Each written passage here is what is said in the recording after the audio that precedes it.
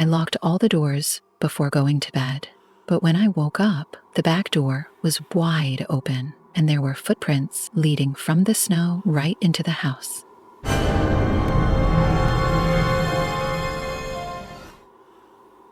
The winter storm had been raging all day, the kind where the wind howls so fiercely it feels like it's alive. I was home alone for the weekend while my parents attended a wedding 2 towns over. They'd asked if I wanted to come, but I insisted on staying back. I liked the quiet, and I thought I could use the time to relax and catch up on some reading. By 8 p.m., the snow was already piled high outside. I had the fireplace going, a thick blanket draped over me, and a mug of hot tea in hand. The house was peaceful, but the storm outside made it feel isolated, like I was the last person left in the world. Around 10 p.m., I double-checked that all the doors and windows were locked. Our house sits on the edge of a wooded area, and my parents are sticklers for security. I made sure every bolt was slid into place.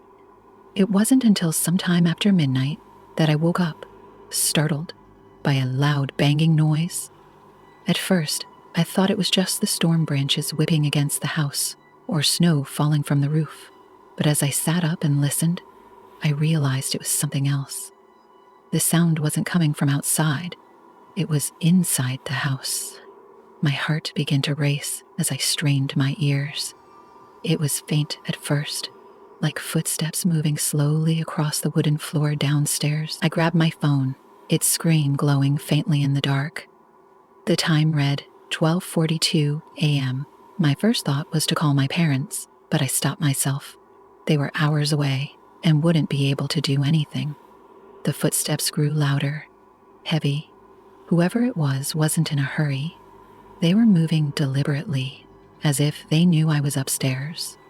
I silently slid out of bed, careful not to make any noise, and locked my bedroom door.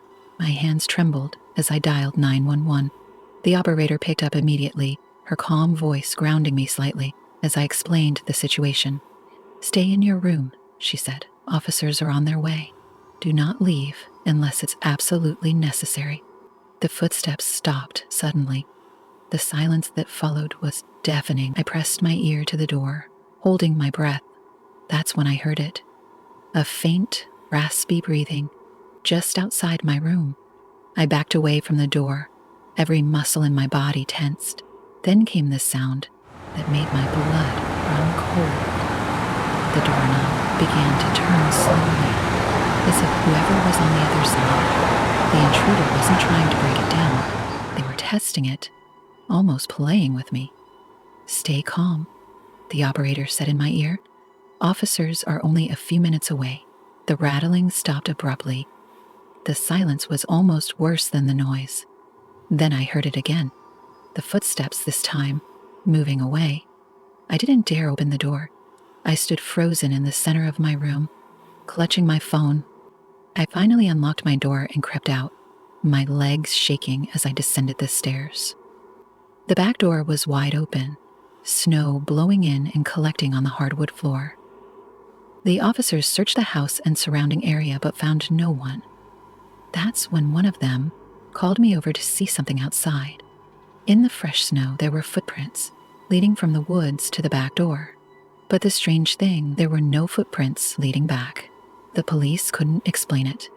They assured me it was probably just a drifter seeking shelter from the storm, but that explanation didn't sit right with me. If that were true, why didn't they take anything? And how did they vanish without a trace? For weeks after, I couldn't sleep properly. Every creak of the house, every gust of wind outside made my skin crawl.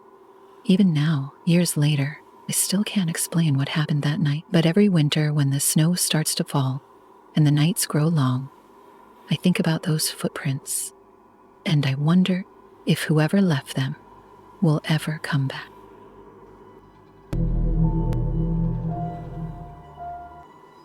The first scream came from deep within the woods on the coldest night of the year. It wasn't a scream of fear or anger. It was something else, something primal, something wrong. I was alone in my family's old cabin at the edge of Frost Hollow. the kind of place where the snow piles high enough to swallow cars and the nearest neighbor is a 20-minute drive away. The fire crackled softly in the stone hearth. I had just finished my second cup of coffee when it happened. The scream sliced through the silence. At first, I thought it was the wind howling against the trees, but it wasn't. The sound was sharp and human. It rose and fell like someone begging for their life. My chest tightened as I stood frozen by the window. Frost had begun to creep up the glass like icy fingers. Against my better judgment, I grabbed my coat and flashlight. The beam cut through the swirling snow as I trudged toward the woods. I told myself it was probably a hunter or a hiker in trouble, but deep down, I felt something worse. As I stepped into the dark forest, the temperature seemed to drop even further. The snow crunched beneath my boots in a rhythm that felt too loud. My voice felt small in the vast emptiness. No one answered, but the scream came again. This time, closer. My flashlight flickered as I pressed forward. The trees grew denser, their branches clawing at me, as if trying to hold me back. I tried to shake off the unease. Then I saw it. Tracks in the snow. They were bare footprints. Too small to belong to an adult, but too large for a child. The edges of the prints were sharp, not softened by the falling snow. Whoever made them had just been here. They followed the trail deeper into the forest. The prints twisted and turned erratically, as if the person had been running in circles. My breath came in short bursts, visible in the freezing air. Then the tracks stopped, abruptly, in a small clearing. No sign of a struggle, no sign of anyone, just silence. The kind of silence that makes your ears ring. I was about to turn back, dark stain in the snow. The line of blood led to an old hunting shack I'd never seen before. The door was slightly ajar. It swayed gently in the wind, creaking like an invitation. I shone my flashlight inside. The beam caught the edge of something hanging from the ceiling. My stomach turned as I stepped closer. A deer carcass swung from a rusted hook. Its eyes were wide open, frozen in terror. But then I saw the handprints, bloody and smudged. They covered the walls. Some were small, others were impossibly large. I backed away, my pulse hammering in my ears. And that's when I heard it again, the scream. This time, it came from inside the shack. I bolted toward the cabin, slipping and stumbling in the snow. The scream followed me, growing louder. It sounded like it was right behind me. I didn't dare look back. The door of the cabin slammed shut behind me as I collapsed inside. My breath came in ragged gasps. I locked every door and window. The scream stopped, but then I heard something else. Footsteps on the porch, slow and deliberate. They stopped right outside the front door. My flashlight flickered again before going out completely. For what felt like an eternity, there was silence. Then a soft knock. 3 taps, light but deliberate. I held my breath. The knock came again. I crept toward the window and peeked through a sliver of frost. A figure stood in the snow, its head tilted unnaturally to one side. Its body was draped in rags that swayed in the wind. It didn't move, but I felt its eyes on me, waiting. The figure raised a hand and knocked again, this time louder. I stepped back, heart racing. The door creaked as the knob began to turn. I grabbed the nearest thing I could find, a fire poker. The door opened slowly, revealing nothing but darkness. I could see my own footprints leading to the cabin, but none leading away. I didn't sleep that night. I sat by the fire with the poker in my hands until the sun finally rose. When I worked up the courage to open the door, there were no footprints, no sign anyone had been there. I packed my things and left that day. I haven't been back to Frost Hollow since, but sometimes on cold winter nights, I still hear that scream. And when I do, I lock my doors and pray it doesn't find me again.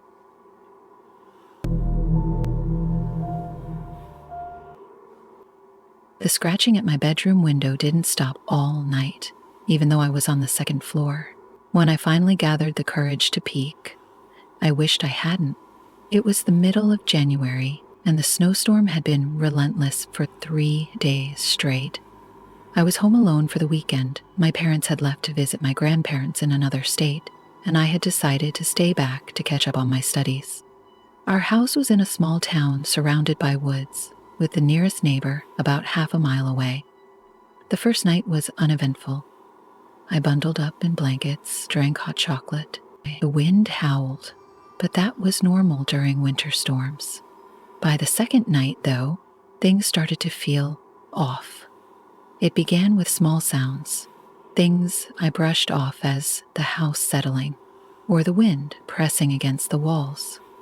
Around 11 p.m., I was curled up on the couch in the living room when I heard a faint crunching noise outside. Like footsteps, I froze, straining my ears to listen. But the sound disappeared as quickly as it came. "It's just the snow falling from the roof," I muttered to myself, trying to stay calm. I went to bed around midnight, locking all the doors and windows before heading upstairs. I double-checked everything, even though no one ever came out this far unless they were lost. Still, I couldn't shake the feeling that I wasn't entirely alone. The second night was when things got worse. I woke up at 2:37 a.m. to the sound of scratching. At first, I thought it was my imagination or the wind rattling against the house. But as I lay there, holding my breath, I realized it was coming from my bedroom window. My heart pounded as I tried to think rationally. My window was on the second floor. Nothing could reach it, except maybe a branch from the old oak tree outside. Gathering every ounce of courage I had, I slid out of bed and crept toward the window. My heart leapt into my throat, but as I lay there, I slid. Except maybe a branch from the old oak tree outside. Gathering every ounce of courage I had, I slid out of bed and approached the window. I hesitated, then pulled back the curtain just enough to peek through the frosted glass. At first, I saw nothing but darkness and swirling snow, but then I saw them. 2 glowing eyes staring back at me from the other side of the glass. I gasped and stumbled back, my throat tightening in panic. Whatever it was moved away before I could process what I'd seen. My mind raced with possibilities. A bird, maybe, an animal trying to escape the storm. But deep down, I knew it wasn't that. I spent the rest of the night sitting in the corner of my room, clutching my phone, ready to call the police if I heard anything else. But the scratching didn't return, and eventually, exhaustion took over. The next morning, I convinced myself it had been a dream. I didn't even look out the window. I went about my day trying to shake the eerie feeling that clung to me like a shadow. By the time night fell, the storm had picked up again, and the howling wind was even louder than before. I decided to sleep with the TV on to drown out the noise. It was just after midnight when the power went out, plunging the house into silence and darkness. My stomach dropped as I grabbed my phone for light. The battery was at 12%. I was debating whether to go downstairs and light some candles when I heard it again. The scratching.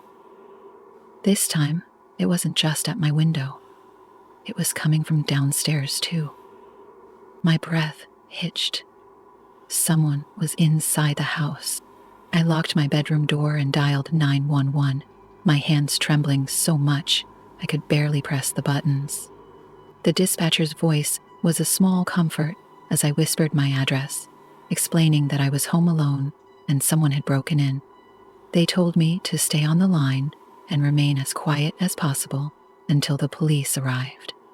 I could hear footsteps now, slow, deliberate steps moving through the house. They weren't trying to be quiet. Whoever it was wanted me to hear them. "Stay calm," the dispatcher said. "Officers are on their way." The footsteps stopped outside my bedroom door. I held my breath, clutching the phone like a lifeline. The doorknob rattled, then twisted, but the lock held, came from the other side. It wasn't a human laugh. It sounded distorted, almost animalistic. Tears streamed down my face as I whispered into the phone, begging the dispatcher to hurry. Then the laughing stopped, and everything went silent. The silence was worse than the noise. Minutes felt like hours as I sat there, paralyzed with fear. Finally, I heard the sound of sirens in the distance. Relief washed over me as red and blue lights flashed through the window. The police found the front door wide open, snow blowing inside. They searched the house, but found no one. No footprints in the snow outside, no signs of forced entry, nothing. When I showed them the scratches on my bedroom window, one of the officers looked uneasy. "Are you sure you didn't imagine it? Storms can play tricks on your mind," he said. But I knew what I saw, and I knew what I heard. I stayed with a friend for the rest of the weekend, too afraid to be alone. When my parents came back, I told them everything. They brushed it off as a combination of stress and an overactive imagination. I tried to move on, but I never felt safe in that